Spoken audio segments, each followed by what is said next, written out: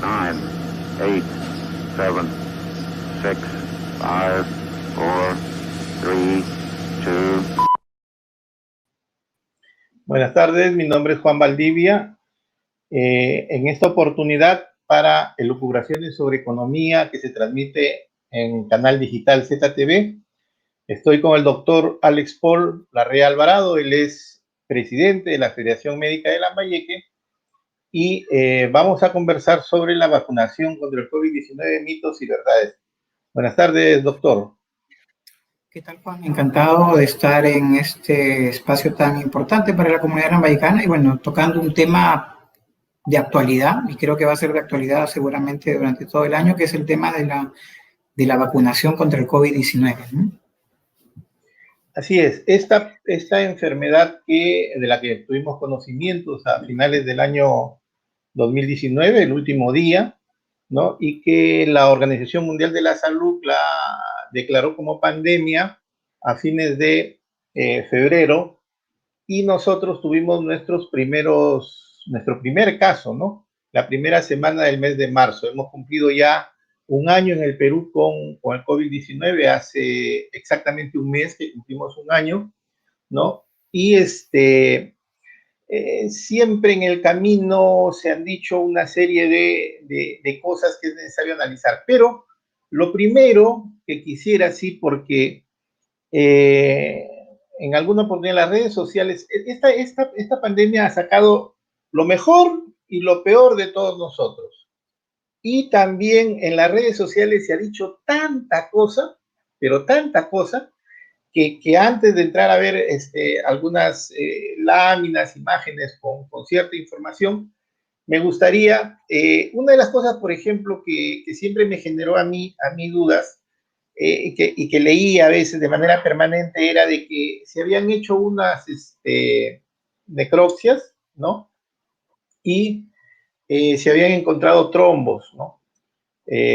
Trombosis pulmonar, y decían, el COVID no es una infección.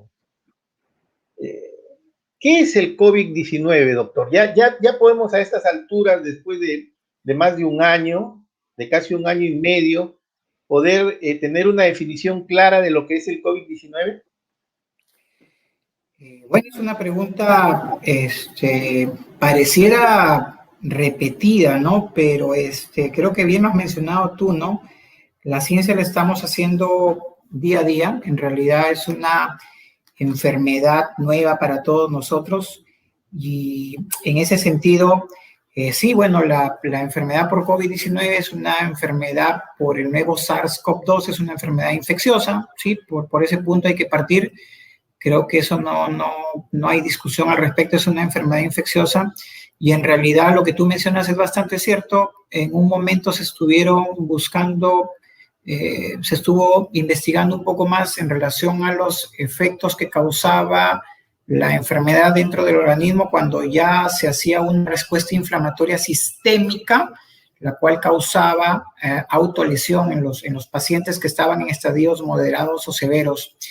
Pero la COVID-19 no es una enfermedad que solamente tiene estadios moderados y severos, también es una enfermedad que tiene casos leves, ¿no? El COVID leve, que generalmente solamente se presenta con síntomas generales, seguramente como fiebre, como tos, como dinofagia, con la variante tradicional, con dolor de espalda, con dolor precordial, dolor en el pecho, pero con otro espectro también clínico, como en las nuevas variantes, seguramente que también vamos a conversar al respecto en un segundo momento, que se presentaba con síntomas gastrointestinales, con síntomas digestivos, con diarreas, con náuseas, con vómitos, y en un tercer momento, como estamos viendo, lo que hacemos un poco de la atención primaria, con síntomas como dolor lumbar, que hacen semejar a una infección urinaria. Ya no tenemos el cuadro clínico tradicional de fiebre, de tos, de dolor de garganta y de dorsalgia, y esto en realidad está un poco teniendo un nuevo impacto en relación al cuadro clínico, en relación a las definiciones, como bien dices tú, es una enfermedad que no está del todo bien definida, no en la génesis, porque sí es una infección viral, eso está definido, sino en relación al cuadro clínico y en relación al tratamiento, que es lo que prácticamente ha puesto en jaque a la ciencia a nivel mundial, ¿no? No tenemos definido exactamente cómo combatir, cómo hacerle frente a esta infección. Estamos ahondando las medidas preventivo-promocionales, pero también se está estudiando mucho en relación al tema de las vacunas, como casi, Juan, casi la única posibilidad de poder enfrentarnos, ya que las medidas preventivo-promocionales en relación al distanciamiento, en relación al lavado de manos, en relación al uso de protectores faciales, de mascarillas y demás, no está teniendo el impacto necesario. Hay un desequilibrio entre economía y salud, y las medidas sanitarias en muchos de los países no están teniendo el resultado esperado, y mucho se está apostando por el tema del trabajo que puedan hacer las vacunas para ser la solución para controlar esta pandemia. Bien, justamente tocaba un tema respecto de la ineficacia de algunas medidas. Otro de los aspectos que, por ejemplo, antes de entrar, como digo, a ver de lleno ya el tema de las vacunas, les recuerdo también a quienes están viendo el programa de que pueden hacer sus comentarios en el Facebook o preguntas y serán absueltas por el doctor. La ivermectina ha sido sacada de los protocolos por el Ministerio de Salud, me parece, o de Salud, no recuerdo cuál de los dos. Y la pregunta es, ¿la ivermectina refuerza efectivamente el sistema inmune o no? Una pregunta bastante... La pregunta es de repente conocida, y el enfoque creo que muchas veces lo que intentamos transmitir a veces puede ser mal interpretado. La ivermectina, lo que se postuló, tanto como en el tema con la citromicina, es que tenía alguna implicancia en relación al tema de la replicación viral, ¿sí? No es un antiviral, no destruye los virus, no es capaz seguramente de eliminar la posibilidad de que el virus pueda curarse. Lo que sí se postuló era que tenía un factor importante en detener la replicación viral. ¿Y qué significaba eso? Significaba darle una oportunidad al sistema inmunológico, que es finalmente, Juan, y eso que debe quedar presente, quien finalmente tiene que detener la enfermedad. Es la fortaleza de mi sistema inmunológico lo que está demostrado puede enfrentarse de una manera más o menos adecuada al virus. Tal es así que el aislamiento como medida obligatoria en relación al paciente diagnosticado es una de las armas principales. En algún momento la ivermectina se utilizó, lamentablemente el paciente lo que hacía era tomar la ivermectina y salir e incumplir con todas las recomendaciones indicadas por los profesionales de la salud, y esto hizo que se tenga una falsa sensación de seguridad. Cosa semejante, de repente podemos poner un análisis de mucha actualidad con lo que puede haber ocurrido en un país vecino como Chile, que al tener mucha población vacunada hizo que muchos de los ciudadanos se sientan bastante protegidos con la enfermedad, han incumplido con las medidas de prevención que disminuirían la transmisión y el contagio, y lo que han hecho ha sido que la transmisión se multiplique en niveles que el gobierno no tenía pensado. Tenían pensado que comprando grandes dosis de vacunas para la población podían controlar la enfermedad sin que se descuide el tema del distanciamiento, el tema de espacios cerrados, ni el uso de equipos de protección personal en relación a ciudadanía, mascarillas, ¿no? Este tema, esta sensación de falsa seguridad hizo que el uso de este producto de alguna forma se malinterprete en otros, y en cada una de las regiones se utilizaba con experiencias más o menos propias. No hay un estudio a priori que pueda indicar que es efectiva, es cierto. No hay un estudio en Perú que pueda indicar que es protectora. pero sí hay estudios que demuestran que sí, digamos, de alguna forma enlentece la replicación viral y da una oportunidad al sistema inmunológico para que se defienda de una mejor manera. Lo que tenemos hoy en día en los pacientes que llegan es que casi todos ya tomaron ivermectina, casi todos tomaron acitromicina y nos dejan poco nivel de acción a nosotros los médicos, ¿no? Entonces, es una enfermedad en la cual se ha hecho mucho, y tú lo mencionabas hace un rato, a veces uso de información errónea. Este tema de la infodemia también ha sido una pandemia que no hemos podido controlar y en parte lo señalamos en notas anteriores. Esto es parte de responsabilidad del gobierno, ¿no? La curiosidad, la inquietud, el interés de la población en buscar información clasificada, información de calidad, información sostenida, hizo que la gente de alguna forma haga un uso irracional del producto e inclusive a dosis nocivas en algún momento, y se le dé a la ivermectina una suerte de medicamento por allí, como dicen los epidemiólogos, la bala mágica para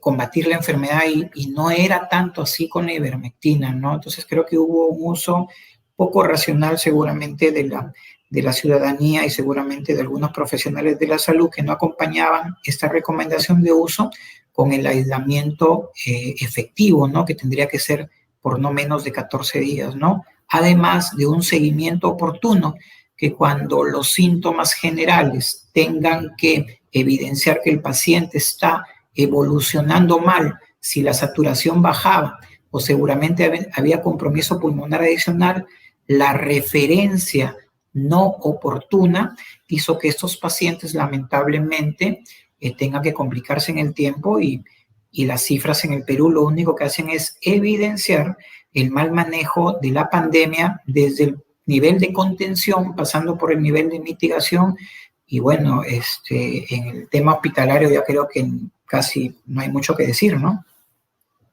Una última duda que siempre me ha rondado la cabeza. En mi ignorancia, yo siempre he pensado, por ejemplo, que inmune es aquella persona que puede estar al lado de un infectado y no se infecta, no se enferma. Ojo, no se enferma, ¿no? Y que el asintomático era aquel que se enfermaba, pero que no tenía síntomas, ¿no es cierto? O los síntomas eran muy leves, ¿no? Pero he escuchado en alguna oportunidad que inmune es igual a asintomático, lo cual me generaba a mí cierta duda, digamos, respecto de mis leves conocimientos previos, ¿no? ¿El ser inmune es igual a ser asintomático? No, a ver, inmune de repente para que lo tengan un poco más familiarizado es como decir cuando hay inmunidad parlamentaria, ¿no? No lo pueden, es inmune, a algún proceso judicial, alguna acusación. Es como si estuviese bañado en aceite y el virus tiene que pasar de costado y resbala, ¿no? Es un paciente que seguramente inmune es aquel en que la enfermedad podría no producirse.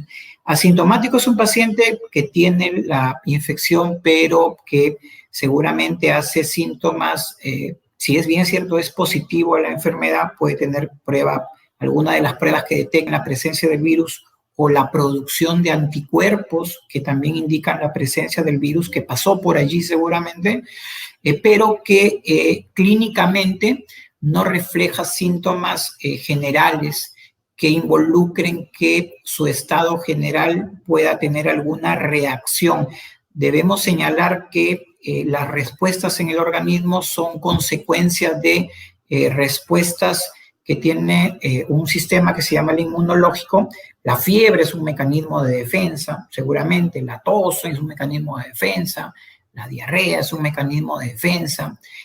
Seguramente hay una serie de mecanismos de defensa que indican que mi organismo está siendo atacado por ciertas noxas, por ciertas sustancias, ciertos productos que puedan causar una respuesta.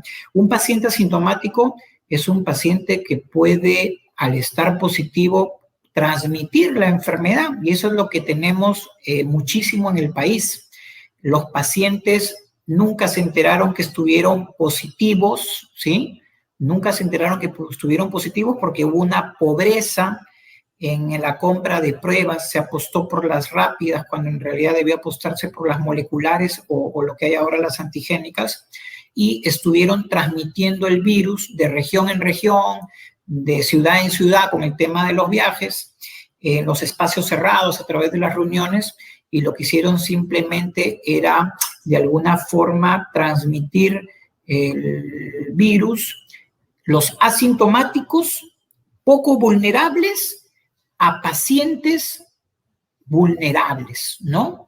Y es cierto que a veces un paciente joven que ha tenido una enfermedad, una infección, puede estar asintomático y no tener la enfermedad, pero si la cantidad de carga viral es excesiva, como es lo que estamos viendo en las últimas semanas, que hay pacientes jóvenes que hasta hace unos meses se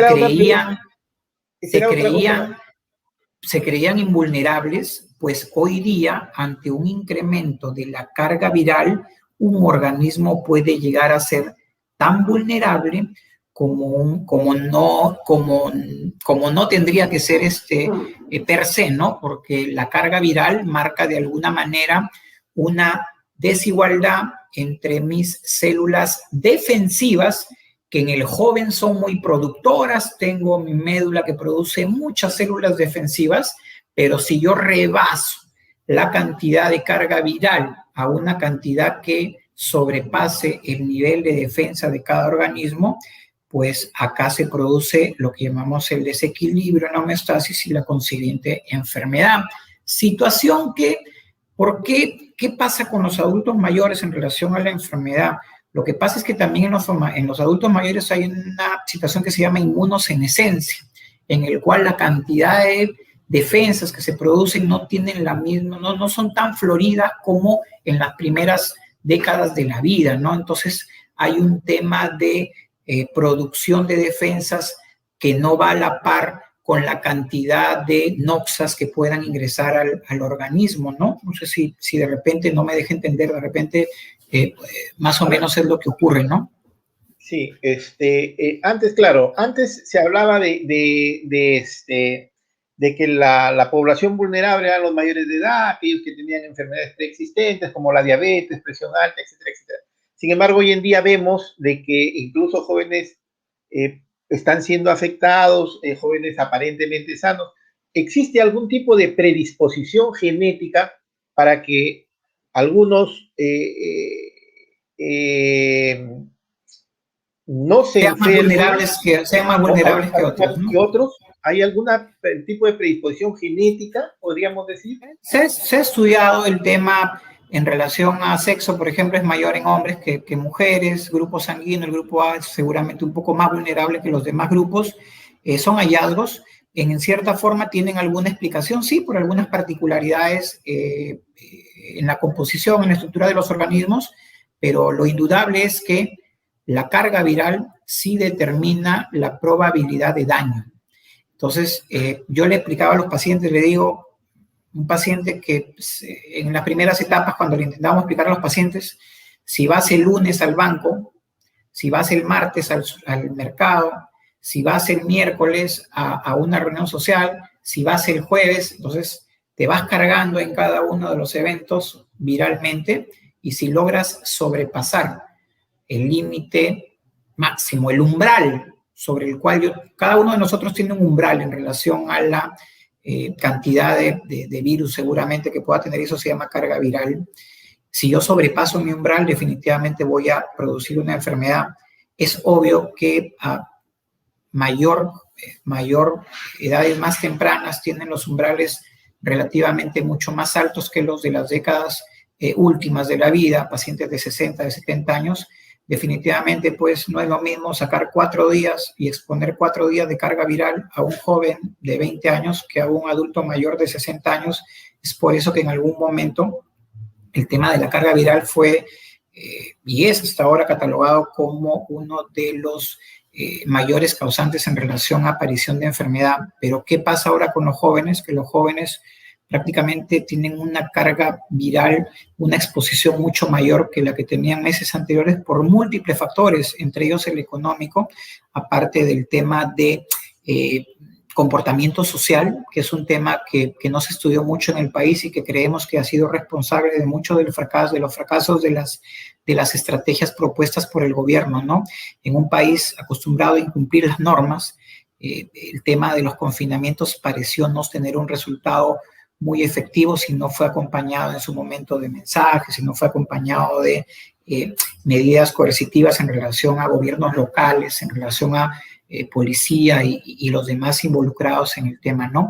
Hay un tema de carga viral que per se está directamente relacionado a la aparición o no de enfermedades, por eso que hay formas más jóvenes, hay pacientes más jóvenes que están siendo vulnerados por el tema de la COVID-19 y está directamente relacionado a carga viral. Ajá. Vamos a ver ahora alguna información que tenemos respecto de las vacunas, ¿no? Una primera imagen que tenemos ahí es respecto a, me parece que es al 5 de abril, o sea, al día de hoy, respecto de la situación de las distintas vacunas, ¿no?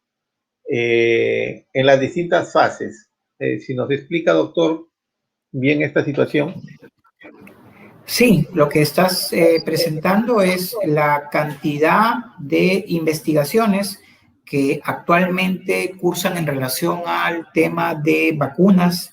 Esa es una información actualizada hoy, solo para señalarte que a julio del 2020 existían 140 estudios en fase preclínica, 18 en fase 1, 2 en fase 2, 4 solamente en fase 3 y 1 aprobado. Ahora tenemos 8 aprobados, no 1 como hace casi un año. Tenemos estudios en fase 3, tenemos 23 contra los 4 que teníamos hace unos meses. Tenemos 35 estudios en fase 2, ¿sí? Teníamos solamente 12 y tenemos 50 estudios en fase 1, teníamos antes 18. La cantidad de investigación que se ha hecho en relación al COVID es grande y creo que eso es un tema también que tenemos que considerar a la hora de poder opinar algo acerca de las vacunas. Hay una cantidad inmensa de científicos en torno al tema de vacunación. Las vacunas comenzaron a estudiarse en enero del 2020. Ni bien se logró identificar y aislar el virus, se comenzaron una serie de estudios, bueno, que cada vacuna tiene un tema diverso en relación a la forma o al mecanismo de acción, pero debo decir que ya habiendo pasado prácticamente un año y algo más, porque recordarás que la pandemia, si bien es cierto, y tú lo has mencionado correctamente, llegó en marzo del año pasado, en el mundo hizo sus primeros estragos en enero del año pasado, ¿no? De enero del año pasado a prácticamente abril, habiendo pasado 15 meses aproximadamente, se ha avanzado mucho, tenemos ya estudios aprobados. Abajo está en qué consiste cada uno de los estudios. Muchos de los estudios en relación a la fase en que se encuentren determinan la seguridad, determinan la eficacia, determinan la dosis correcta que se debe utilizar, la distancia que debe haber entre cada una de las inoculaciones. Y ya tenemos 8 estudios aprobados, entre ellos creo que ya tenemos una diapositiva más adelante de los laboratorios que ya tienen su vacuna aprobada. Tenemos 5 autorizados y mira, tenemos 23 en fase 3. Probablemente el espectro de cantidad de laboratorios que estén autorizados para poder producir vacunas aumente en el corto plazo, en 2 o 3 meses. 3 meses seguramente debemos tener una treintena probablemente de laboratorios que puedan producir a gran escala y seguramente no a la velocidad que tenemos ahora de producción de vacunas, sino en una escala seguramente un poco más apropiada que asegure lo que buscamos, que es la inmunidad de rebaño, que es proteger a más población al mismo tiempo para que no se produzcan estas mutaciones o porque no se produzcan estas enfermedades graves que están afectando mucho a la comunidad internacional, ¿no? Hay una serie de investigadores, hay una serie de vacunas que están en investigación, ¿no? Inclusive hay una, bueno, no está la peruana que han escuchado, creo que se va a ir a Francia a producir alguno de sus va a iniciar los estudios, el inicio de las fases en Francia. Hay varias vacunas que todavía inclusive están por comenzar la fase 1, están en la fase, lo que nosotros le llamamos la fase preclínica, ¿no? La investigación en vacunas es bastante dedicada y debo decir que estos laboratorios dedicados a producir las vacunas tienen una supervisión de una comisión de alto nivel de la OMS. No es que cada laboratorio produce porque cree que puede producir una vacuna. Hay estándares internacionales. Quien ha normado históricamente el tema de vacunas ha sido OPS, OMS, y hay una supervisión de por medio que de alguna forma valida, si bien es cierto las publicaciones son de cada laboratorio, valida el avance entre estadio a estadio, entre fase y fase, ¿no? Bueno, esa es una sinopsis, una sintaxis de las más conocidas vacunas, de una de las 8 que ya están autorizadas. Está la de Pfizer, una de las más conocidas, la que utiliza una tecnología que es ARN mensajero, que es una orden que se le da a las células para que produzcan defensas. La de Moderna, la americana, que tiene la misma tecnología, ambas con una eficacia de 95% aproximadamente en laboratorio, con temperaturas de almacenamiento de menos 70 y menos 20 grados centígrados, lo cual limita de alguna forma un tema de éxito cuando se habla de efectividad, que es lo que en algún momento te señalaba, ¿no? Una cosa es la eficacia, otra cosa es la efectividad. Tenemos la vacuna de Gamaleya, la Sputnik 5, la famosa vacuna de Gamaleya, que tiene una efectividad superior al 90% también, con la ventaja de que puede ser conservada a temperaturas bastante conocidas, ¿no? 2 a 8 grados centígrados, que es las vacunas más conocidas que tenemos acá en el país y, bueno, a nivel mundial. La de AstraZeneca, la de Sinopharm, y que es la que se ha comenzado a aplicar acá, que no es la única, pero es con la que hemos comenzado, y la de Sinovac, que se ha aplicado en Chile principalmente, ¿no? Hay un cuadro ahí, y ahí se señala claramente el tema de eficacia. Sí, entendí. La diferencia entre eficacia y efectividad, ¿no?, de la que mucho se ha estado hablando también últimamente, era de que la eficacia se mide en los estudios clínicos, ¿no es cierto? En los estudios, en las investigaciones que se realizan respecto de las vacunas. Mientras que la efectividad se mide ya con la aplicación en la población, ¿cierto? Esa es la diferencia. Esa es la diferencia y creo que lo conversábamos de repente antes en relación, de repente para un tema más familiar les decía, pues les explicaba el ejemplo del sulfato ferroso, que es un jarabe súper conocido, que es muy eficaz para tratar la anemia. ¿Qué tan efectivo es? Bueno, ahí intervienen otros factores, ¿no? Si bien es cierto, se sabe que es eficaz para controlar y tratar la anemia. Si es efectivo, bueno, el sabor va a de todas maneras influir en qué se toma o no se toma. Si la madre se lo da en las dosis adecuadas, en la cantidad de veces adecuadas al día, en la cantidad de días en el mes, la cantidad de meses suficiente, el acceso que tenga un usuario para poder recabar las dosis. Y aplicándolo esto a vacunas, tiene mucho que ver el tema de vacunas, si bien es cierto, es eficaz en situaciones controladas, habría que ver la efectividad en relación a medios de transporte, pérdida de dosis y muchos factores que pueden afectar su efectividad en el tiempo. El tema de las vacunas es un tema, así como estamos aprendiendo mucho de la enfermedad en este tiempo, creo que vamos a tener conclusiones mayores a medida que hayan más personas vacunadas en el mundo, ¿no? Y estás colocando un cuadro ahora, cuáles son las vacunas contra el coronavirus más utilizadas en el mundo. Bueno, ¿cuál es la que nosotros usamos? ¿La Sinopharm Beijing o la Sinopharm Wuhan? Sinopharm, creo que la tienes allí. La Beijing y la Wuhan. Beijing. ¿Cuál de las dos? La Beijing. La de brazo de Beijing. Ya. Beijing. Que además, bueno, hace poco hubo una publicación de un estudio preliminar de Cayetano donde se determinaba que la vacuna es segura en relación a que protegía a los pacientes para no tener enfermedad severa ni hospitalización, y en relación a letalidad, muerte, ¿no? Es cierto, las vacunas que tienen más uso en el mundo son las de Pfizer, la de AstraZeneca. No olvidemos que, y creo que tienes un cuadro también por allí al respecto, que son las que utilizan los países con mayor población, ¿no? Los países que tienen más población han optado por estas vacunas. Estados Unidos, China, Brasil, Indonesia, son las que han optado por estas vacunas, son por allí las que han obtenido un poco más de utilización por parte de algunos países. El tema ¿Sinopharm tiene aprobación de la OMS? ¿Quién?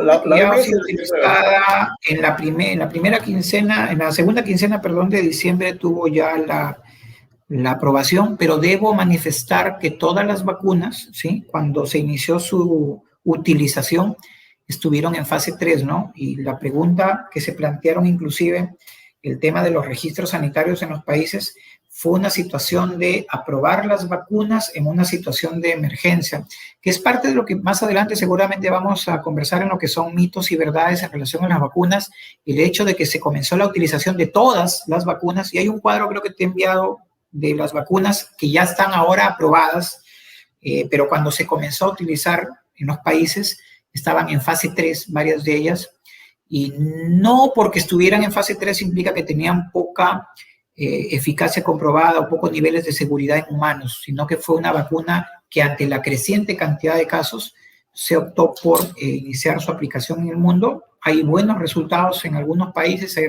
resultados todavía para mejorar, como el caso de Chile que estábamos comentando, buenos como el caso de Israel, ¿no?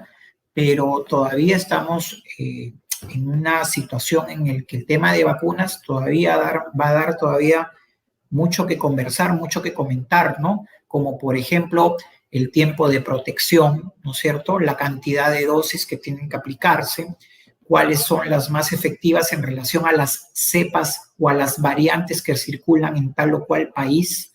Entonces, esos temas no fueron considerados inicialmente cuando se fabricaron la totalidad de las vacunas. Por eso es que mucho estamos escuchando que, por ejemplo, la de Pfizer, que estaba aprobada, con el tiempo salen los reportes y dicen, ojo, no era directamente para la variante de Manaus, pero sí se demuestra su efectividad contra esta variante. Claro, es que cuando fabrican la vacuna no teníamos la variante dando vueltas por grandes o por una gran cantidad de países en el mundo, ¿no? Es un tema, como te digo, que todavía está para conversar mucho el tema de vacunas. No deja de ser un tema preocupante porque lo que intentamos es vacunar en el corto plazo a la mayor cantidad de gente para lograr la famosa inmunidad de rebaño y de alguna manera hacer que las formas que circulen del virus no produzcan enfermedad severa, hospitalización ni muerte, ¿no? Que ese es el propósito final del proceso de inmunización, ¿no? Que es una actividad preventiva. Al costado de este cuadro que hemos estado viendo sobre las vacunas más utilizadas, tenemos los precios de las vacunas. La vacuna que hemos comprado, la Sinopharm, es la más cara del mercado, bueno, según este cuadro, ¿no? Que es proporcionado por la UNICEF. Nos dice de que está entre 18,6 a $44, mientras que vacunas como AstraZeneca, su precio oscila entre 2,7 y 13,3. Nosotros somos un país uno de los países que más ha sido afectado económicamente por esta pandemia, ¿no? Nuestro Producto Bruto Interno se ha contraído en más del 13%. Sin embargo, estamos adquiriendo las más caras. Sí, es cierto lo que tú comentas, inclusive el tema del precio, supuestamente no es el precio inclusive todavía oficial, porque la ministra Massetti se encargó de tenerlo bajo 4 llaves porque el tema del precio no se puede divulgar hasta el término de una parte del proceso. Pero sí, sorprende que se haya optado por la más cara. En realidad el tema del precio es un tema en que se manejan parámetros, porque si bien es cierto la de Pfizer, que aparentemente cuesta menos de la mitad o la mitad, la tecnología con la que tenga que vender la vacuna de Pfizer, que son las congeladoras que tienen que mantener la vacuna a menos 70 grados centígrados, de alguna forma incrementa los costos en relación al tema de cadena de frío, en relación al tema de distribución, a la rapidez con la que tenga que vacunarse la vacuna. Aún así, no deja de sorprender que Perú, y bueno, es uno de los pocos países en el mundo, tú al costado izquierdo tienes el cuadro de cuántos países optaron por esa vacuna, 10 en relación a los 61 que optaron la de Pfizer, decidió en su momento ir por el tema de la de Sinopharm. Lo que se postuló al comienzo era que era la vacuna en la cual se había investigado o la cual había tenido más pacientes colaboradores peruanos en el estudio, y de alguna forma ellos intentaban, digo ellos, a los decisores del ministerio, intentaban hacer una relación entre la efectividad de la vacuna ya estudiada en una proporción grande de habitantes de peruanos, ¿no? Entonces, de alguna forma, por eso es que el doctor Málaga en algún momento decía que el estudio de fase 3 de Perú iba a tener unos resultados bastante beneficiosos, bastante interesantes para la comunidad internacional, ¿no? Igual sorprende el precio, creo que es un tema que tendrá que discutirse más adelante, porque debemos recordar que no solamente la vacuna de Sinopharm es la que va a llegar al país, ¿no? Si bien es cierto, hay un compromiso por 37 millones de vacunas que inclusive se ha congelado en el camino, ahora lo tenemos congelado el tema de la entrega de los lotes. Lo que está llegando ahora es la de Pfizer, inclusive a dosis de 200.000 dosis semanales por los próximos 2 o 3 meses. No es la única vacuna con la que probablemente vamos a contar, y como te repito, la decisión de la vacuna ideal es un poco complejo, ¿no? Un país que tiene costa, sierra y selva, con poco acceso, con poca tecnología en relación a cadena de frío, sí, con una experiencia de vacunación rápida, pero sin tener la vacuna no podemos avanzar mucho. Es un tema de difícil elección, ¿no? Bien, quienes nos están viendo pueden formular sus preguntas, sus dudas, sus comentarios en el Facebook, y nosotros acá las estaremos absolviendo con el doctor Paul Larrea, quien es presidente de la Federación Médica de Lambayeque. Vamos a ver el siguiente cuadro que nos muestra los acuerdos de compra de vacunas contra el COVID-19, ¿no? Y ahí tenemos pues que incluso con los acuerdos de compra estamos un poco retrasados, a pesar de que ya aquí se consignan 38 millones con Sinopharm. Si nos damos cuenta en este cuadro, doctor, solamente el Perú, Argentina y Bolivia han comprometido compras con Sinopharm. El resto de países de la región no, salvo que lo hayan hecho en los últimos días, ¿no? Aunque esta información es a marzo del 2021 y la fuente también es la UNICEF. Nosotros necesitamos aproximadamente 66 millones de dosis, ¿no? Considerando 2 dosis por persona, ¿no? Ahora se está hablando de que la Sinopharm, debido a su falta de efectividad, requeriría de hasta 3 dosis. Sí, lo que bueno, eso es un tema que se está estudiando.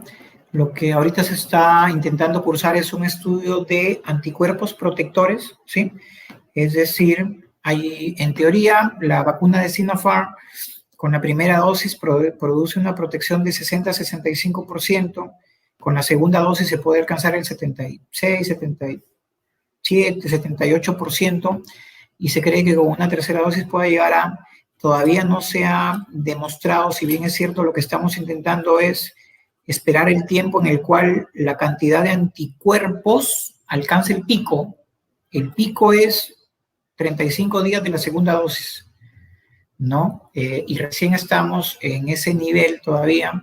En tu cuadro también lo que se ve es los acuerdos que hay con 3 laboratorios, con AstraZeneca, con Sinopharm, y si no me equivoco es con Pfizer. Pfizer.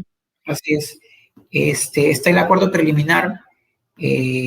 Bueno, lamentablemente Vizcarra nos estuvo engañando todo el tiempo porque a enero de este año no teníamos cerrado en realidad casi ningún acuerdo con ningún laboratorio. Recién los acuerdos se han cerrado a marzo, como figura en el cuadro que estás mostrando. Claro, y las consecuencias las vive la población hoy, ¿no es cierto? Eso lo tenemos claro. Yo siempre he dicho de que de repente en algún momento se tomaron las medidas adecuadas. Lo que pasa es que se tomaron demasiado tarde, ¿no? Empezamos tarde, por ejemplo, en el tema educativo, la compra de las tablets demoró, prácticamente se perdió el año, ¿no? Igual ha pasado con las vacunas, o sea, cuando se han querido tomar las medidas, se han tomado, pero demasiado tarde, de tal manera que quien sufre las consecuencias es justamente la población, ¿no? Y tú lo mencionas, Juan, y voy a incidir en el tema, y se toman tarde, y lamentablemente los responsables no son sancionados, ¿no? Y tarde es todo lo que pasa en el país, porque tarde se compraron, te comento, las pruebas en el Perú. La ministra de hace tiempo, Elizabeth Nostroza, que precedió al ministro Zamora, estuvo involucrada en un tema de compras tardías de pruebas, que finalmente han marcado mucho la pauta de la detección temprana. Esto impidió hacer detección temprana, cercos epidemiológicos, vigilancia oportuna, o sea, temas de mucho impacto. Nunca se sancionó. Hemos vivido prácticamente desde marzo del año pasado hasta diciembre con pruebas rápidas que en realidad no ayudan mucho a detección temprana. Entonces los cercos nunca se hicieron, nunca se controló el virus y las consecuencias han sido esas. Somos top 10, por no decir top 5, de letalidad, de transmisibilidad, seguramente de hospitalización.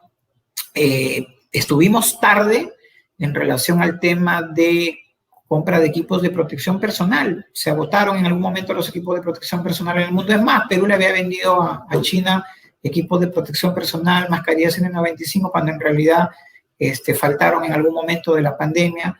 Tarde estamos implementando las plantas de oxígeno. Desde el año pasado, el virus nos dio una pausa, desde octubre del año pasado. El dinero está en los gobiernos regionales desde marzo del año pasado. Se hicieron convenios con la UNI, con el Ministerio de Salud, para que lleguen 48 plantas de oxígeno a nivel nacional. Las 2 que tenemos para Lambayeque todavía no llegan, 2 plantas móviles. Y tarde es todo. Tarde estamos en la cola para comprar las vacunas, tú lo estás mencionando precisamente, pero todo es tarde. Y no hay sanciones. El tema del vacuna gay, ha pasado el tiempo y no hay sanciones. Así es un poco complicado para los que tenemos que utilizar las herramientas, para los que tenemos que utilizar los elementos en el nivel hospitalario, en el nivel, primer nivel de atención. Bueno, es un tema que creo que tiene que también dejar como enseñanza aprendida la pandemia, ¿no? Creo que también el tema de gestión ha sido un tema muy malo en el país. La gestión ha sido mala a nivel de gobiernos regionales y a nivel de Ministerio de Salud.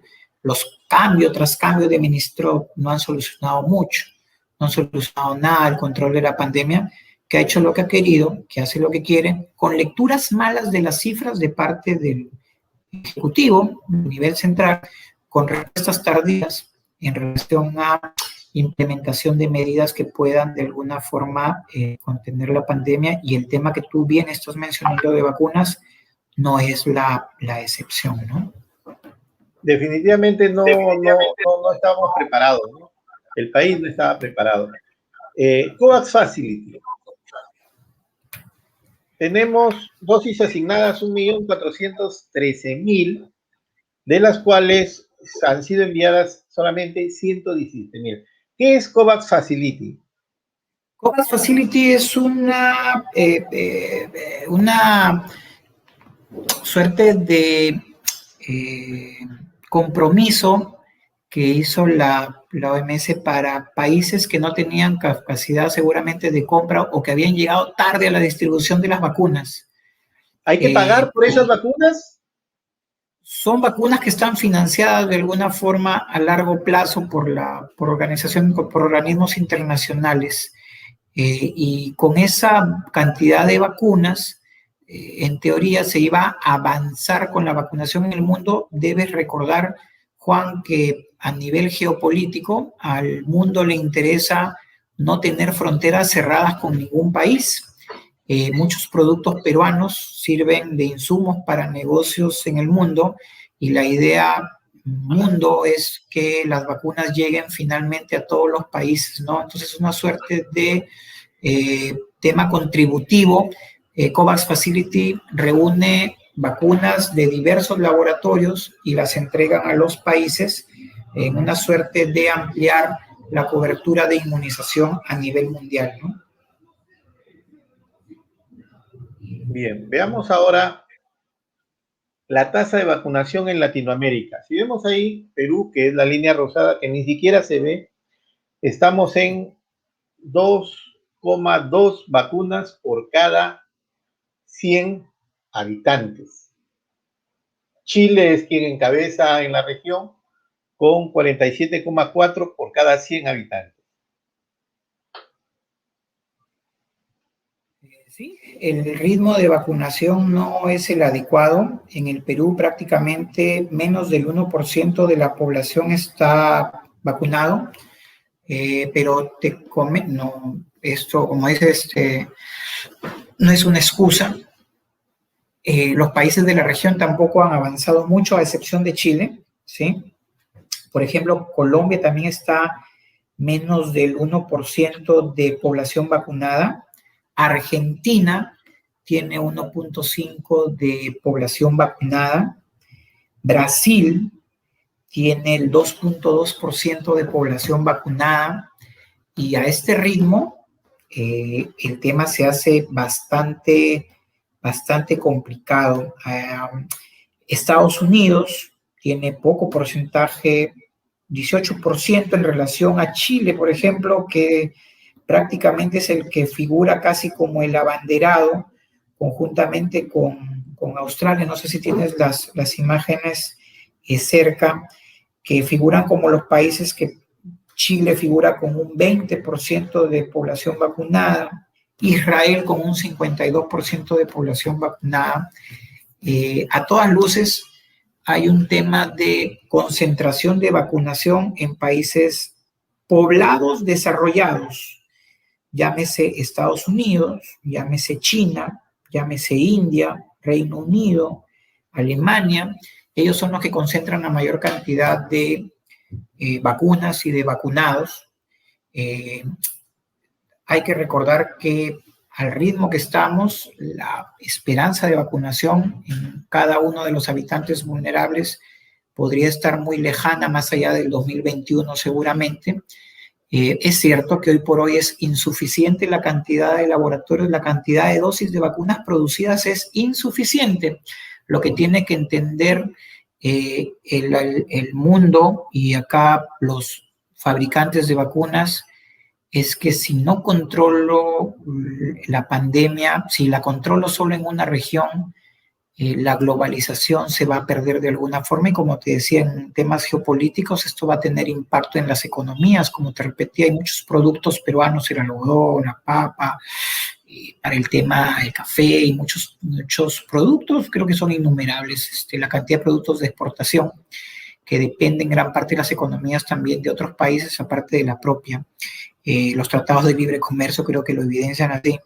Es un tema en el que, si bien es cierto, hemos puesto una lámina en la cual hay más laboratorios que probablemente terminen la fase 3 y ya estén aprobados para subir. Esto podría aumentar un poco la expectativa en relación a la cantidad de vacunas. Hoy por hoy no hay vacunas, la población sigue todavía en jaque, y hablo de la población a nivel mundial, porque lo que queremos como meta, que es la inmunidad de rebaño, 70% de la población, está bastante lejos, ¿no? Y creo que he visto mucho los comentarios de los candidatos presidenciales, todos dicen prometer vacunas, pero no hay capacidad instalada hoy por hoy a nivel mundial, no hay, y aparte, dejando a un lado inclusive el tema de los contratos, de los compromisos, de los convenios que hay con países, las patentes, sí, en algún momento pienso que, si bien es cierto hoy es ilegal seguramente romper compromisos laboratorios,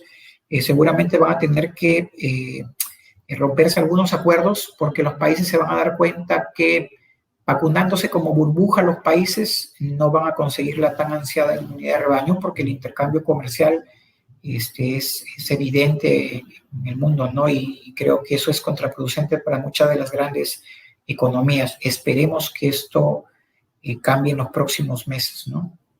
Carlos Goicoechea nos dice, a la fecha ya no hay vacunas, ¿qué se puede esperar? ¿Qué podemos esperar que ocurra, por ejemplo, el 11 de abril, ¿no? Yo tenía la esperanza, sinceramente, de que por lo menos a los miembros de mesa se les pueda haber vacunado, ¿no? Por lo menos la primera dosis. Lógicamente que tenía que ser con cierto grado de anticipación para que pueda de alguna manera ser eficaz, ¿no?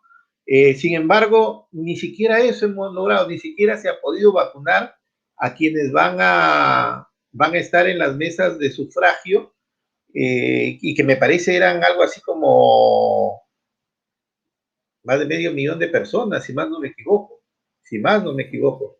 Claro, es una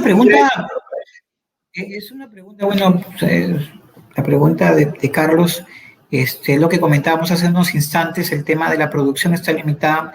¿Qué queda por hacer? Por ahora, trabajar en el primer nivel de atención. Hay que aumentar de inmediato la capacidad hospitalaria. El tema de la mascarilla eficaz creo que tendría que volverse a conversar. Creo que el mensaje para la población tiene que ser enérgico. Hay una realidad, no hay vacunas. Y no podemos estar confiando en mensajes que dan más información errónea que probable o muy posible, ¿no? Lo real hoy en día es que no hay vacunas, ya te dije los porcentajes en que están los países, no hay vacunas producidas y las que se están produciendo están yendo a las grandes potencias por tema de capacidad adquisitiva y por tema de contratos que se han firmado con estos países. El tema de la mascarilla N95 o KN95 tiene que ser en ausencia de vacunas. Tendría que ser una estrategia obligatoria, ya que está fracasando el tema del distanciamiento, el tema de las reuniones, tendremos que proponer el tema del uso obligatorio de mascarillas como única seguramente medida. Y lo que mencionabas tú, también tiene algunas lecturas interesantes, ¿no? Por lo menos que estén protegidos los miembros de mesa. Y acá viene la pregunta, ¿no? ¿Quiénes están en más riesgo, los miembros de mesa o los que asisten a votar? No estoy para nada, estoy diciendo que no haya que ir el domingo, es una decisión personal seguramente, pero es como cuando preguntamos quiénes están en más riesgo, los que venden en los restaurantes o los comensales, ¿no? Que ni siquiera son los causantes del problema, porque los negocios formales tampoco son los que han causado esta subida de casos en el último trimestre. Los que han causado la subida de casos son los de las reuniones sociales, la negligencia, la irresponsabilidad de la ciudadanía, debemos decirlo, sabiendo que tenemos un gobierno que ofrece poco en servicios de salud, con pocas camas hospitalarias, con pocas plantas de oxígeno. Creo que a sabiendas exponerse en demasía, creo que es un tema de responsabilidad ciudadana que también hay que señalar, ¿no? Que hay que apostar, sí, por el tema preventivo promocional, lo conversábamos con algunos colegas por la mañana. Hoy por hoy, la mejor solución es no contagiarse, no enfermarse, y eso definitivamente va a ser posible solo volviendo a nuestros orígenes en relación a lavado de manos, en relación a uso de mascarillas, en relación a distanciamiento social.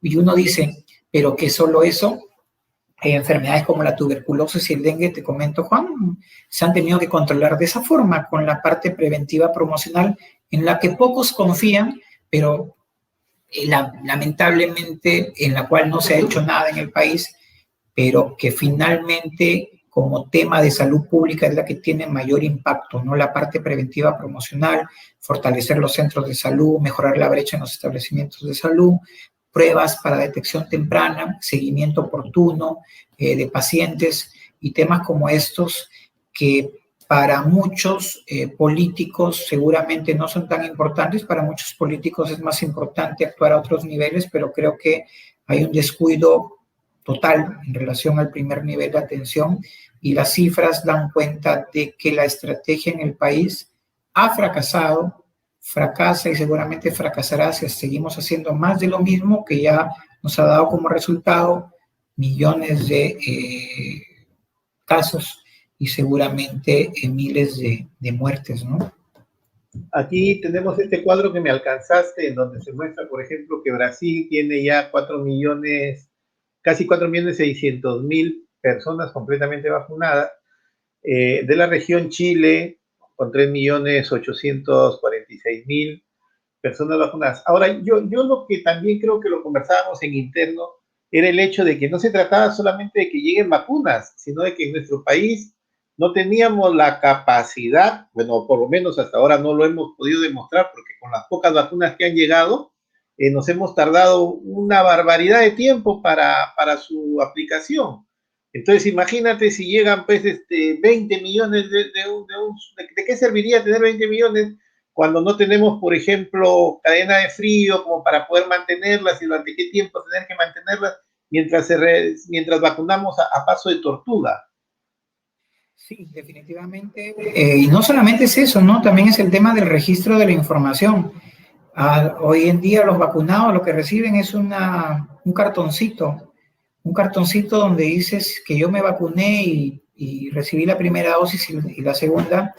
Y el tema del registro de la información es un tema que en vacunación es evidente, pero que también la mala data, la mala información ha hecho que tomemos decisiones equivocadas en el país en relación a abastecimiento de oxígeno, consumo de oxígeno, por ejemplo, cantidad de fallecidos, letalidad, cifras de letalidad que son fallecidos en relación a los casos positivos, y el tema de, como bien dices tú, la rapidez. Si bien es cierto, no tengo forma de demostrarlo porque no tengo las vacunas a la mano, pero la distribución ha sido bastante lenta en relación al tema y se apostó mucho, como te repito, en relación a tener la vacuna de Sinopharm, ¿no? Y si el contrato está congelado, tendría que buscar otras alternativas. Y al buscar otras alternativas me enfrento a la de Pfizer o seguramente a la de otras tecnologías, como seguramente a la de Moderna, y tendría que ir mejorando ya con anticipación mi tema de refrigeración, mis sistemas de distribución, que son bastante lentos, ¿no? Se ha hecho un estimado, hoy en día hay una proyección a la velocidad que vamos, cuánto tardaríamos en vacunar, ¿no? Y el resultado es bastante poco alentador, ¿no? Prácticamente el ritmo. Información que me has proporcionado, no sé de cuándo es, no sé si tienes el dato, pero acá, por ejemplo, en el caso de Perú, dice que se han administrado 861.000 dosis, nada más, del casi 1.400.000, y siguen llegando de Pfizer, ¿no? 1.400.000 y solamente se han aplicado 861.000, ¿no? Pero completamente vacunadas, me imagino que son personas con las dos dosis. Son 285.939. O sea, a eso es a lo que me refería, ¿no? O sea, ¿cuándo empezó el proceso de vacunación o mejor dicho, cuándo llegaron las primeras vacunas, ¿no? Y ha transcurrido, creo, casi 2 meses y no terminamos con 1.400.000 vacunas, ¿no? Sí, el tema es bastante preocupante. La vacunación comenzó la segunda semana de febrero, 9 de febrero aproximadamente, 9-10 de febrero. Se comenzó a vacunar principalmente hospitales, áreas involucradas en relación a emergencia, UCI, hospitalización. Luego se pasó al primer nivel de atención, centros y puestos de salud y, bueno, personal administrativo también que acompaña la actividad asistencial. Hay una serie de situaciones que han hecho que la vacunación no sea completa todavía. Un tema inicial fue las bases de datos, ¿no? Bases de datos no actualizadas, sistema informático de registro de recursos humanos en salud poco actualizado, que creó en algún momento intervenciones de Contraloría, inclusive acciones no opinadas de Contraloría. Y bueno, temas que se han puesto en relación a la simultaneidad de presencia de enfermedad por COVID, que de alguna forma fue aplicada en el cuestionario en relación a que se había tenido contacto con algún paciente con COVID, tendría que postergar algunas semanas el tema de vacunación, que también de alguna forma recortó la cantidad de vacunados totales que debieron ya alcanzar alrededor del 500.000 de personas y todavía tenemos 285.000 en realidad acá lo que figura 285.000 es pacientes que tienen las 2 dosis completas, ¿no? Que es uno de los cuadros que tienes. Y seguramente muchos de ellos ya tienen la primera dosis y falta por completar la segunda dosis. Esperemos llegar al nivel lo más pronto posible. pero sí, en realidad se cuestiona mucho la velocidad de vacunación. Esperemos que se pueda solucionar una vez que llegue la vacuna. El tema es que la capacidad, ya hemos dicho, la producción instalada a nivel mundial no garantiza que esto sea en el corto plazo, ¿no? Había preparado este cuadro con esta gráfica con información de Open COVID Perú. Lastimosamente no la tiene actualizada, esta información es al 27 de marzo. Entonces al 27 de marzo, aquí el corte es el 10 de noviembre. El 10 de noviembre, si vemos, teníamos una capacidad de ventiladores de 1.489 y el uso de ventiladores era de 1.000, o sea, teníamos un superávit o un excedente de 489. Ya habíamos pasado, lógicamente, la primera ola. El 10 de noviembre es la fecha en que termina o es vacado Martín Vizcarra, ¿no? Ahí es vacado Martín Vizcarra. Siempre se dijo y se habló de una meta de 4.000 camas UCI. Sin embargo, hasta el 10 de noviembre en que él deja el gobierno, solamente se tenía 1.489. Una primera pregunta, voy a formular varias al mismo tiempo, es, ¿nos quedamos dormidos?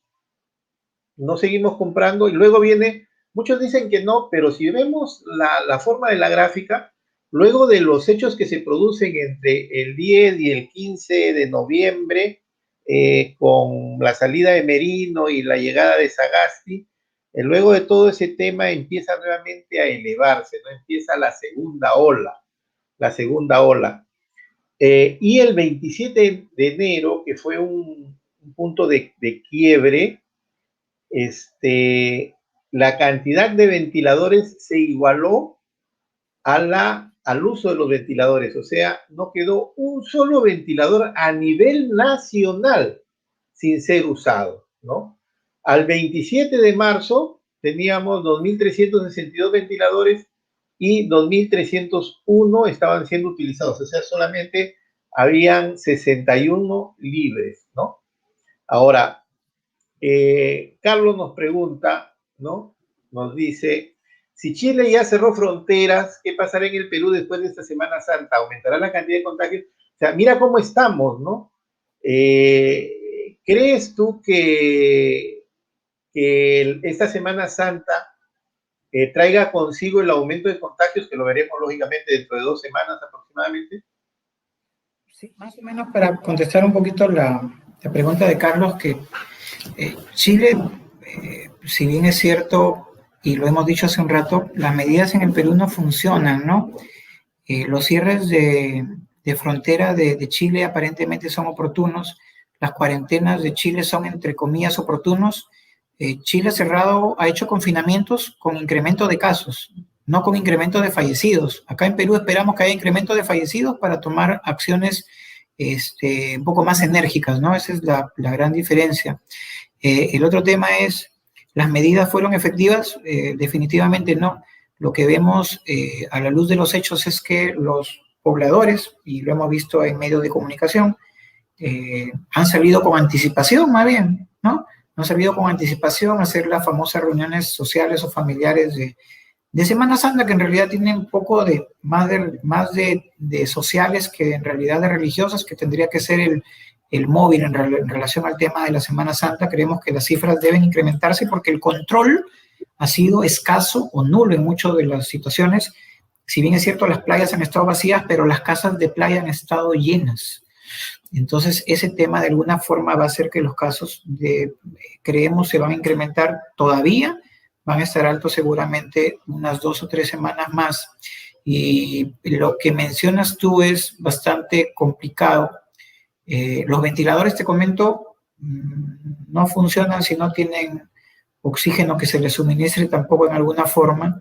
De alguna forma, las plantas de oxígeno tampoco se construyeron en la cantidad que necesitábamos. No quiero echar más leña al fuego, pero te cuento que ni siquiera se tiene un dato real del consumo de oxígeno en el país. Y yo creo que de alguna forma tú estás colocando el tema político, del cual a veces uno no quiere mucho comentar, pero debo decir que en noviembre del año pasado se publicó una resolución ministerial donde se publicaron, en esa resolución ministerial se daba cuenta de los probables escenarios en relación a la segunda ola. Esto es público, lo publicó la ministra Massetti en la primera semana de noviembre, cuando estábamos más entretenidos en marchas y contramarchas, al cual nadie seguramente le prestó atención debida, y donde se avisoraba este tema de demanda incrementada de camas UCI y de plantas de oxígeno. El tema social distrajo por completo, y la pausa que nos dio el virus no hizo que nos concentremos en meter presión para que se fabriquen las plantas de oxígeno. Los especialistas nacionales señalan que construir una planta de oxígeno no debería tardar más de un mes. En el mejor de los casos, 3 semanas, ¿no? En el peor de los casos, un mes. No se entiende cómo una mala lectura del ministro de Economía, del señor Sagasti, que es el señor Baldo Mendoza, si no me equivoco, manifestó públicamente que él no creía que iba a haber una segunda ola. Como recuerdo, un exgerente regional de salud de Lambayeque también lo mencionó, ¿no? En relación a su poca presunción de que la segunda ola podría darse, ¿no? Entonces, muchos nos preguntábamos, ¿qué hizo de bien el Perú para que no haya segunda ola si en todos los países del mundo está el tema de la segunda ola, ¿no? Y lamentablemente en salud hay una palabra que es muy importante y jamás va a perder vigencia, y se llama oportunidad. Las cosas tienen que hacerse cuando se necesitan. Hoy traer una planta de oxígeno, hoy intentar satisfacer la demanda de camas UCI, donde todos al mismo tiempo requieren de camas UCI, donde todos quieren seguramente plantas de oxígeno, es un poco complicado. No ha llegado una poca ayuda del nivel central, 7 camas UCI con 50 balones de oxígeno, que parece no ser suficiente para poder atender la creciente demanda, que, ojo, no es de esta semana, la demanda ya viene de hace un par de semanas atrás, manifestado seguramente a las autoridades del nivel central del Ejecutivo con poca credibilidad, porque las cifras que manejan ellos no sabemos si son las mismas que manejamos nosotros, pero que han originado que las cifras se incrementen. No es casualidad, Juan, que las cifras estén incrementadas en Piura y Lambayeque. Era un tema esperable, ¿sí? Es un tema esperable, el tema de la afluencia. Tendría que estar, lógicamente, en la libertad también, ¿no es cierto? Lógicamente relacionado con el tema de playas. Es obvio que está relacionado con el tema social y con los giros económicos que acompañan al tema de playas, como son transporte, seguramente expendio de bebidas alcohólicas y demás giros económicos relacionados. Pero sí, pues definitivamente, y ojo que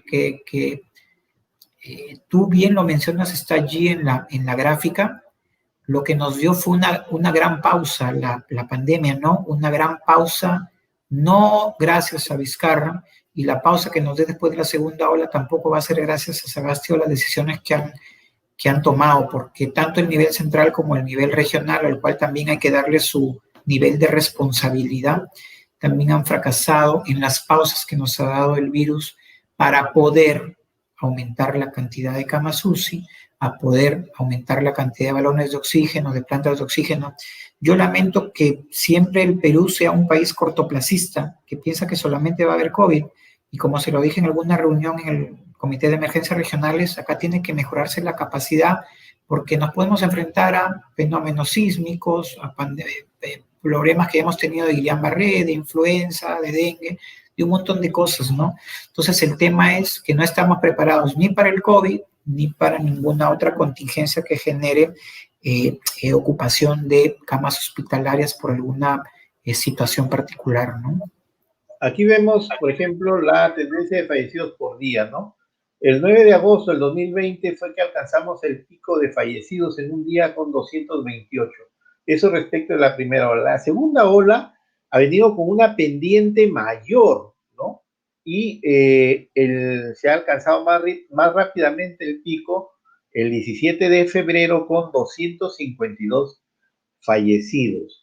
Sin embargo, todavía estamos ahí en una especie de meseta, ¿no? Que todavía no ha empezado a declinar, no ha empezado a declinar. ¿Qué podemos esperar en los próximos días?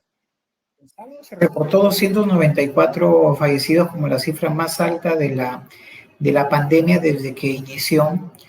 ¿Qué podemos esperar? Esta semana es complicada porque no hay capacidad hospitalaria. Los centros de salud no tenemos dónde referir a los pacientes. Si me vienen un paciente de varios distritos, no tenemos dónde referirlos porque no hay capacidad instalada, no hay capacidad de hospitalización. El panorama se vuelve muy crítico. Repito, lo mejor hoy por hoy es no enfermarse, no infectarse, no contagiarse. El tema del uso de la mascarilla, como repito, tiene que ser obligatorio. Dinero, lo que más lamentamos es que dinero ha habido en el país. El dinero fue enviado a las ejecutoras desde hace mucho tiempo ya, marzo del año pasado, abril. Y las ejecutoras, la ejecución presupuestal es bastante pobre. Fue pobre en la región en relación a capacidad de gasto del 2020, es pobre en relación a capacidad de gasto en el 2021 y lamentablemente la gestión es pésima. Lamentablemente cuando uno es funcionario, a diferencia de un médico en el cual una mala decisión afecta a una persona, cuando uno se convierte en funcionario, una mala decisión afecta a cientos o a miles de personas, ¿no? Hay una responsabilidad mayor en relación a oportunidad. Esperemos que de alguna forma el tema de abastecimiento de oxígeno en relación a llegada de plantas de oxígeno se pueda mejorar en la región. Hay un tema complicado en relación a plantas de oxígeno en Hospital Belén, Hospital Las Mercedes, Hospital Referencial de Ferreñafe. Solamente se está trabajando con la planta del Hospital Regional de Lambayeque. Hay una planta que está por entrar en funcionamiento de Cáritas, que debe funcionar, que es Carretera Pimentel.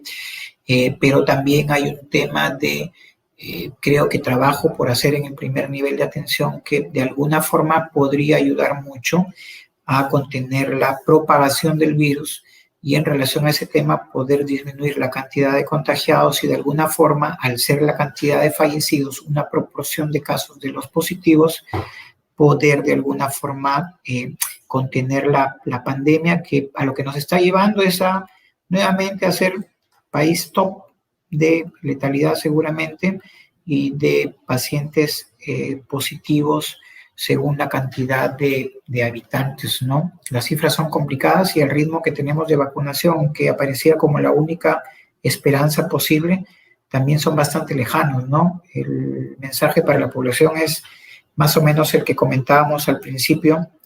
El tema de vacunas está bastante distante. No se espera que antes de diciembre de fin de año esté una cantidad de población importante que asegure la famosa inmunidad de rebaño, 60 o 70% de la población, 18 o 20 millones de peruanos. Lo que ha prometido el presidente Sagasti es que antes de irse debe estar vacunando 3 o 4 millones de peruanos, ¿no? Que es una cantidad bastante baja. ¿Por qué? Porque si yo no logro vacunar con un corto plazo a la población, se viene en el tema de las famosas variantes, ¿no?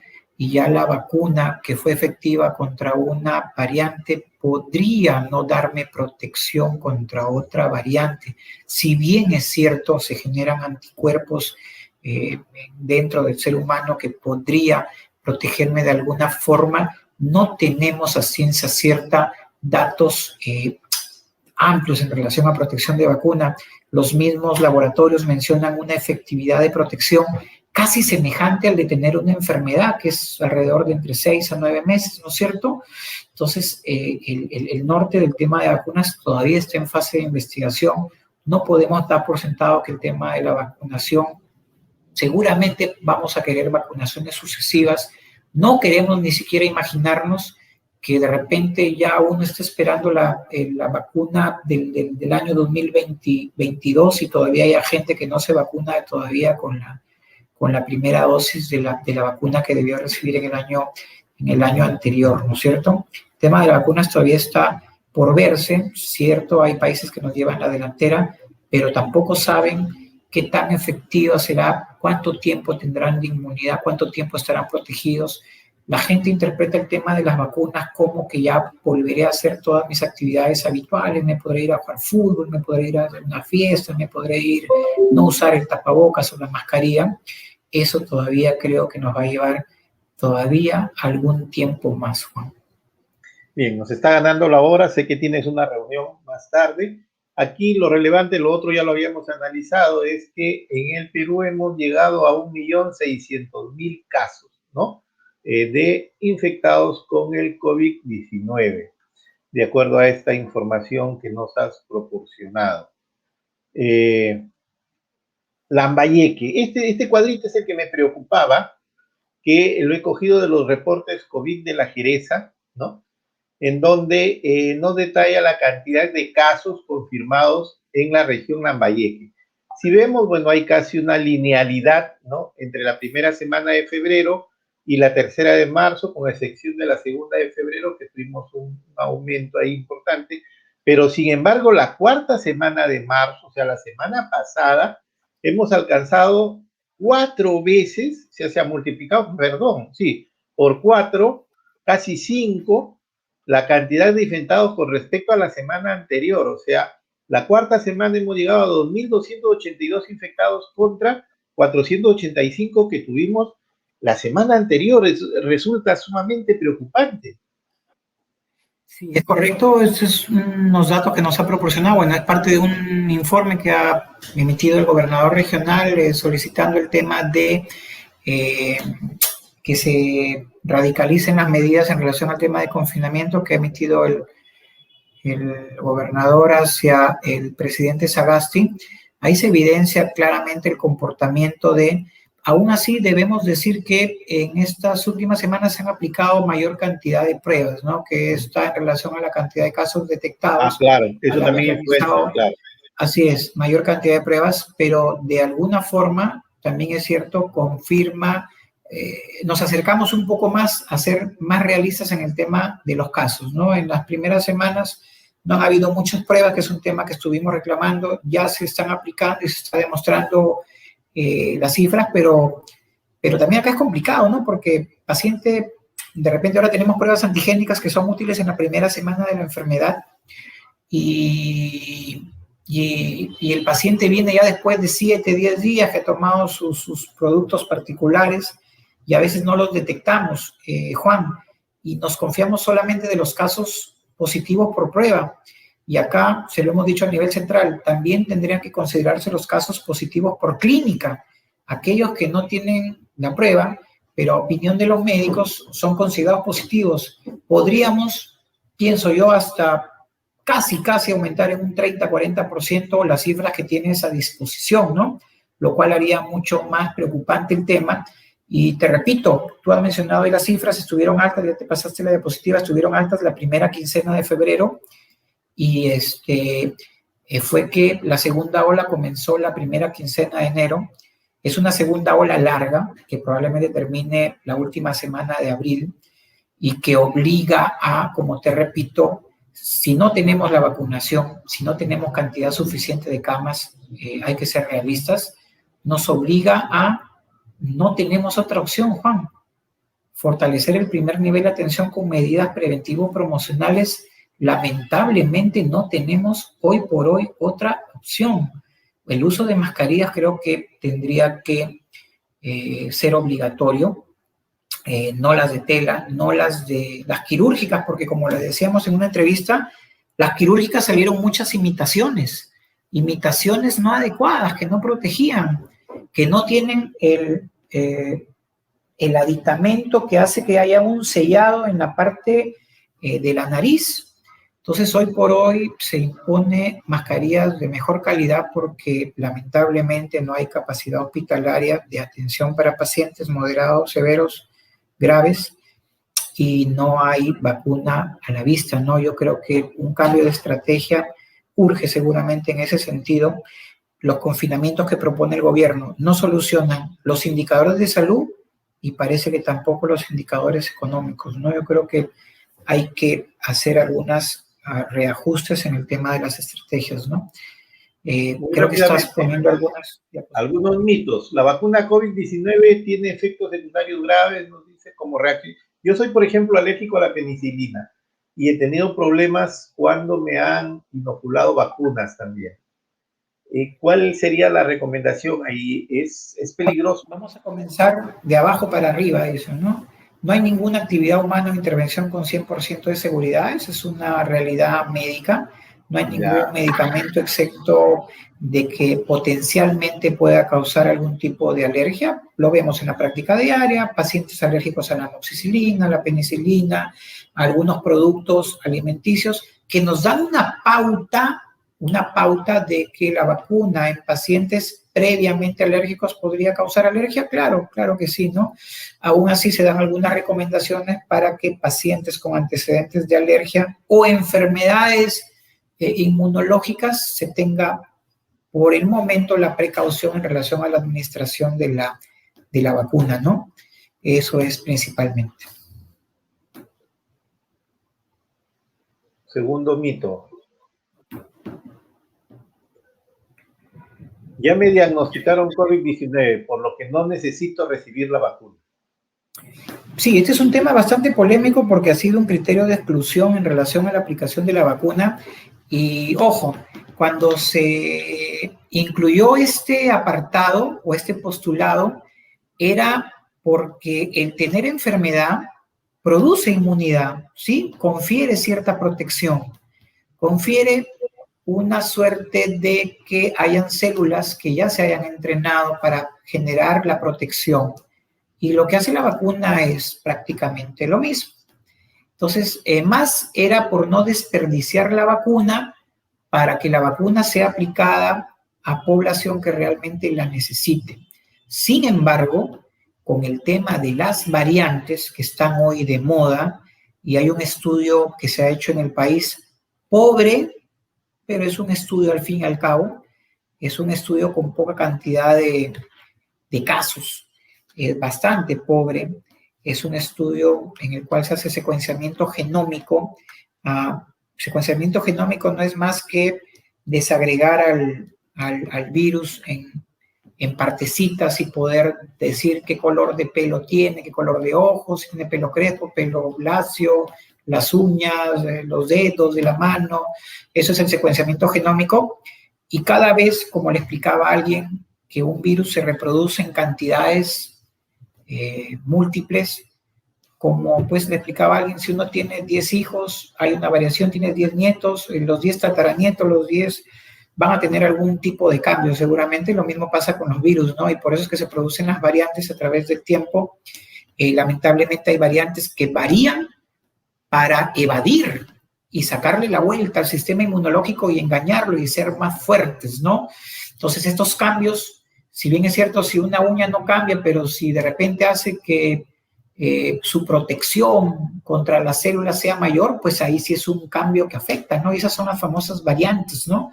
Ya hay variantes, la del Reino Unido, tenemos la variante brasileña, tenemos la variante de Australia, hay bastantes variantes que están en el país, pero algunas son más peligrosas que otras. En el Perú se ha hecho un estudio pequeño y se ha encontrado que hay variantes circulando. Y en el estudio pequeño figura que el 40% de pacientes estudiados, de un total de 261, se ha encontrado que la variante brasileña es la que está dando vueltas en el país, está generando episodios más cortos de enfermedad, más agresivos, ¿sí? Y con periodos más cortos para las complicaciones, ¿no? Con pacientes que rápidamente pasan de un estadio moderado a un estadio severo o que requieren camas de hospitalización en UCI, ¿no? Que es lo que hemos estado viendo en las últimas semanas, no solamente en Lambayeque, también se ha visto en Piura, en Ancash también, donde se ha hecho estudios, bueno, en Cajamarca también. Y estas variantes hacen que, de alguna forma, si le ha dado enfermedad, bueno, no sabemos de qué variante le dio, de qué variante está protegido, no es mala idea vacunarse, ¿no? Y creo que eso va a ser seguramente un tema que vamos a aclarar a medida que podamos descubrir si pacientes vacunados, ¿sí? Si pacientes vacunados que ya pasaron los 35 días donde ya están cargados de defensa, se llegan a enfermar. Y ahí la conclusión va a tener que ser que seguramente fueron vacunados con vacuna inactivada de un tipo, pero que la causante de esta enfermedad podría haber sido la de otro tipo, ¿no? Es un tema que vamos a ver en el tiempo. Ya, el hecho de que la vacuna se haya desarrollado muy rápidamente, pues nosotros sabemos de que para para la investigación, para poder producir, digamos, una vacuna eficaz contra una determinada enfermedad, demora bastante tiempo. Sin embargo, esta vacuna contra el COVID-19 se ha desarrollado muy rápidamente. Hay algunos que dicen que debido a esta rapidez no se han cumplido con todos los protocolos y por tanto la vacuna no es segura. La vacuna para el COVID-19 ha pasado por todas las fases que cualquier vacuna hubiese pasado o ha pasado a través de la historia y del tiempo. Lo que ha mejorado y lo que ha ayudado para que la vacuna llegue rápidamente a la fase 3 es la cantidad de voluntarios que se sumaron al tema de investigación. Eso ha marcado la pauta, la diferencia. Los voluntarios han hecho que se puedan sacar conclusiones en relación a perfiles de seguridad, dosificación y efectos adversos, que son los que preocupaban mucho, ¿no? Y creo que si vamos 3 meses hacia atrás, el nivel de inseguridad en relación a qué me podía producir una vacuna era bastante alto, ¿no es cierto? O sea, si retrocedemos en el tiempo hacia diciembre, teníamos temor, de repente hasta videos virales veíamos en WhatsApp de que producía muerte, temas adversos con la salud, y esto se ha ido desechando a medida que se han producido vacunaciones masivas, por así decirlo, en la gran cantidad de países en el mundo, ¿no? Este otro mito es un poco lo que ha ocurrido en Chile, ¿no? Ya recibí la vacuna, muy bien, entonces ya no uso mascarilla, ya no me lavo las manos, ya no cumplo con el distanciamiento físico, me voy a fiestas, me voy a reuniones sociales. Una vez que recibimos la vacuna, ¿podemos hacer todo esto? No, definitivamente lo que tú bien mencionas es lo que mencionábamos al comienzo, en relación a que la vacuna, y creo que lo hemos mencionado en algún momento, es considerado un EPP más, que es lo que yo más o menos casi siempre les menciono, ¿no? Es un equipo de protección personal más, es tener un elemento de seguridad adicional, pero nada más. Es un elemento de seguridad, pero no es, digamos, el elemento que va a ser decisivo en la lucha contra el COVID, en esta guerra, ¿no? Y es lo que bien mencionas tú, como mencionábamos al inicio de la entrevista, esa falsa sensación de seguridad de la vacuna creo que ha hecho que la cantidad de contagios se multiplique en el país vecino, y lo que le ha quedado a Chile es volver al confinamiento para no multiplicar la carga viral entre los ciudadanos y que esto finalmente lleve a casos moderados, severos, o que requieran hospitalización en servicios de cuidados intensivos, ¿no? Entonces, mucho cuidado de ahora. Mira que esta es una exposición que fue realizada por una pediatra infectóloga en enero, antes de que se apliquen masivamente en Sudamérica, en Latinoamérica, las vacunas, y mira la actualidad que tiene a esta época del año, ¿no? Sí, pues son errores que a veces cometen. Sentimos que una vacunación masiva debe ser acompañada de un confinamiento, seguramente, para disminuir la tasa de infectividad, que no se contagien unos a otros, ¿no? Ese podría ser una de las enseñanzas, por así decirlo, cuando se haga aplicaciones masivas de vacunas, ¿no? Esto otro, las teorías de la conspiración que nunca faltan, ¿no? Se dice de que la vacuna COVID-19 incluye un dispositivo de rastreo. Sí, pues esto circuló en Facebook hacia finales de año en relación a posibilidad de que esto era una conspiración mundial para poder manipular los medios de comunicación, y se lo explicábamos a algunos, lo conversábamos con algunos colegas en realidad, y les decíamos que en realidad la información que maneja Facebook hoy día y las APP es suficiente para que puedan saber los gustos de las personas en Facebook. Si uno se queda 10 segundos mirando un aviso, ya es un indicador de que el producto le interesa al usuario. Las APP casi todas tienen autorización para ingresar a galerías de fotos, de claves, de contraseñas, y sería para las personas que de alguna forma dominan las preferencias. Creo que no necesitan este tipo de herramientas, aparte que son tecnologías muy costosas y que jamás se permitiría sean usadas a este nivel, ¿no? Es una situación que circuló mucho en redes sociales hacia finales del año pasado, ¿no? Y esto último, ya para terminar, ha sido muy criticado, otros lo han aplaudido, es lo declarado por Henry Vázquez Limo, no declarado, sino escrito, él lo ha posteado, ¿no? Jefe del Comando de Emergencia Regional de Lambayeque, donde dice, la cifra de fallecidos es mayor a las estadísticas oficiales. Hoy, 1 de abril, él lo escribió el 1 de abril, sobrepasamos los 60 fallecidos, incluidos 3 policías. No hay oxígeno por ningún lado, no hay camas medicinales, ni hablar de las camas UCI, todos los hospitales colapsaron, pacientes en pasadizos y área de triaje, todo desbordó y escapó de control. El gobierno central no escucha el clamor de sus autoridades. Esto creo que fue un tema porque de alguna forma en Lambayeque se comenzó a institucionalizar el tema de la entrega de oxígeno medicinal a domicilio, que seguramente, si bien es cierto, es un tema que era necesario, creemos que de alguna forma alentaba el contagio intradomiciliario de pacientes. Muchas veces tener un paciente en casa predispone al núcleo familiar a sufrir los embates del COVID al aumentar la carga viral dentro de los que están cuidando al paciente. En ausencia de camas, era una práctica que se decidió a nivel de Lambayeque y que muchos investigadores en salud pública creen que de alguna forma también ha hecho que las cifras en Lima sean sostenidas por esta práctica, porque en Lima debemos recordar que esto está desde el año pasado. Muchos municipios han optado por ese tema. Sí creo que las declaraciones siempre van a tener dos aristas. Creo que la intencionalidad fue alentar un poco a que la población, y creo que el objetivo lo consiguió, de alguna forma se multiplique la información en relación a decirles no hay camas, no hay mucho que ofrecerles, tienen que tener cuidado, eviten contagiarse, utilicen bien los equipos de protección personal, hagan caso a las recomendaciones que creo que no deja de ser cierto un tema que hasta a veces recomendar mucho a la población genera la respuesta contraria a veces en la población, ¿no? Dicen, sí, déjennos trabajar. Cuando está fundamentado por temas económicos, muchas veces lo entendemos. No entendemos a veces cuando es por otros temas, ¿no?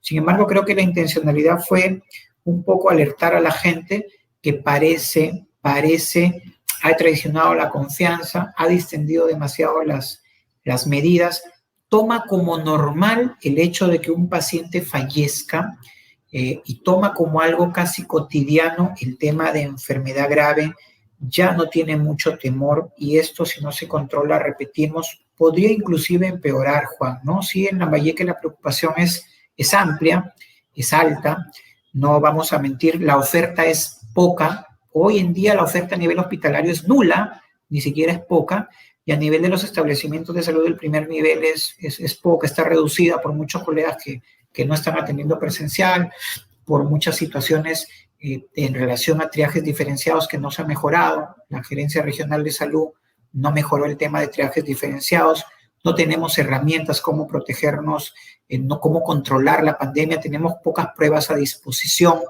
y bueno, creo que esa fue la intencionalidad. Puede haber tenido algunas lecturas negativas, pero creo que la intencionalidad del jefe del COER fue que una suerte de llamada de atención severa a la población porque la cosa se está desbordando y no hay cómo darles ayuda, ¿no? Yo te agradezco, Paul, por la paciencia. Soy un convencido de que debemos tener informada a la población de todos estos temas, ¿no?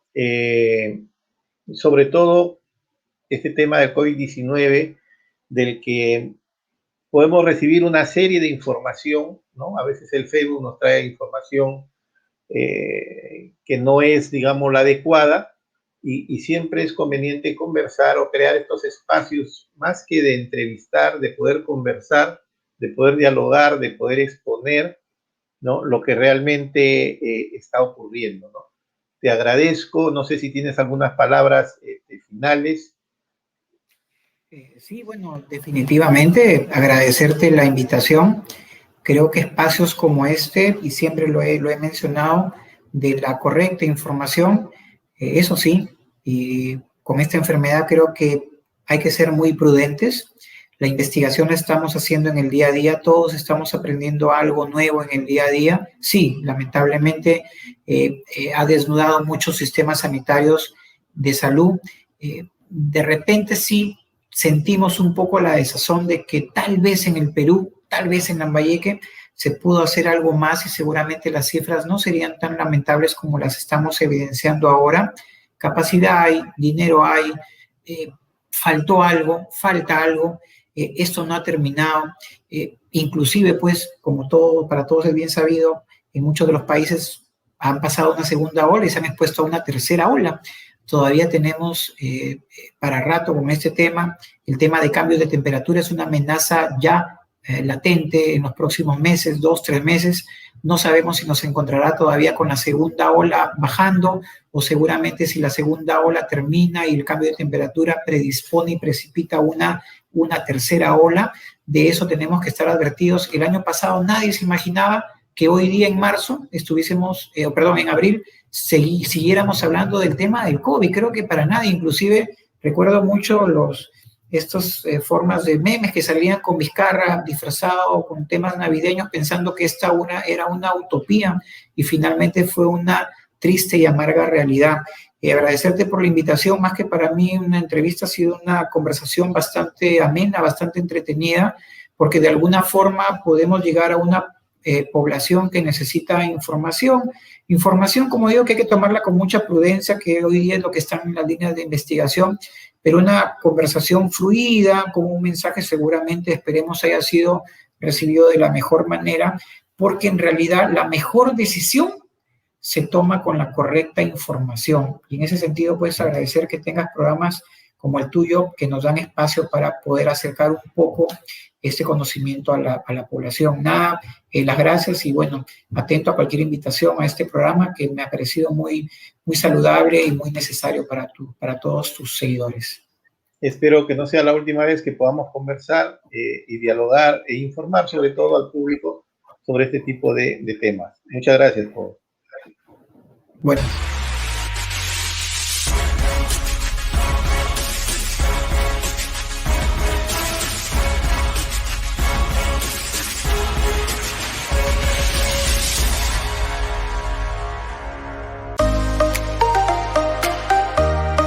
Desde los fondos de ICA, los mejores frutos frescos y deshidratados para reforzar tu salud.